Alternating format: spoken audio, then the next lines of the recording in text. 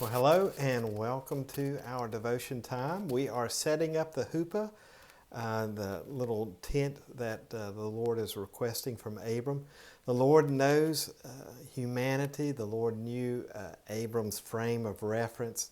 And the Lord knew the ceremonies that humanity had initiated to confirm a covenant with the cutting in half an animal and at a meeting place and making vows in between the halves, as if to say, let it be done to me as it has been done to these animals if I fail to fulfill this vow I'm making. And while the Lord had no need for this kind of assurance, His word was good without an oath or ceremony.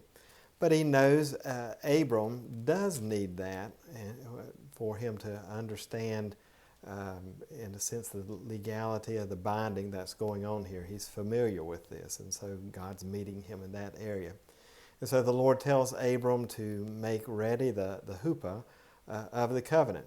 God said to him, bring forth to me a prime heifer, a prime she-goat, a prime ram, a dove, and a young pigeon.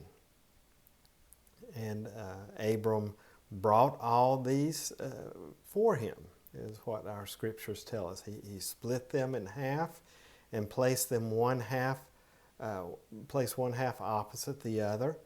The birds, however, he did not split, the scriptures say.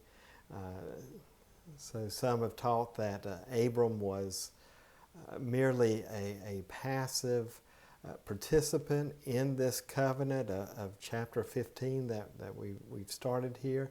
And that is true only up to a point. The reality is that Abram had to do a lot of things to make this covenant. He had to provide, select, and slaughter the 5 species of animals. He had to stand watch over the carcasses and shoo away the birds of prey who came to carry them away. And only after Abram had done all that and the sun had set, scriptures tell us, did a deep sleep. And the Hebrew word here is tardema, a trance-like state such as the Lord had caused to fall upon Adam when God took from him what he used to form Eve. And so that's words connected to that. And this kind of sleep, trance, whatever you want to call it, fell upon Abram. And then with Abram in a trance-like state, the Lord gave him the only down payment on the promises he was ready to give in this first phase of the covenant cutting ceremony.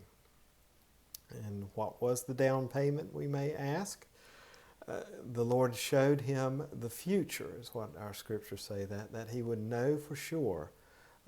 God said to Abram, know for sure that your Zara, and that's the Hebrew word I'm giving you here, your seed will be with foreigners in a land that is not theirs. And so he's talking about his seed here, something really Abram had been asking for.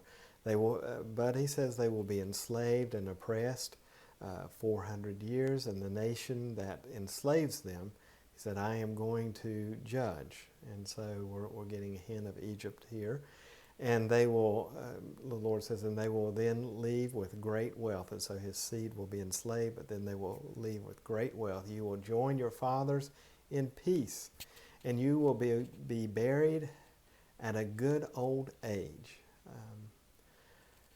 The fourth generation will return here, God says, since the Amorites' sin will not have run its course until then. And so God has some plans that are working in the midst of this. And he said, I'm going to bring them back, but in the right time. And he says, there's your down payment, Abram. The Lord showed Abram his seed. He just wanted the one, but he gets a multitude of generations. This is something he desperately longed for. And so God shows him 4 generations worth of destiny. And I also want to note that the Lord threw in an assurance of both life to a good old age and a peaceful death to boot. And that's something amazing. Now, next time we will delve deeper into this covenant that is before us here in 15 and just look at it in more detail. But today I'm going to leave you with the beginnings here. God calling Abram to get things prepared, and Abraham preparing those things, and then God's beginning vision here. Well, you have a great day. Hope to see you Sunday, either at church or here on the internet. God bless. Bye now.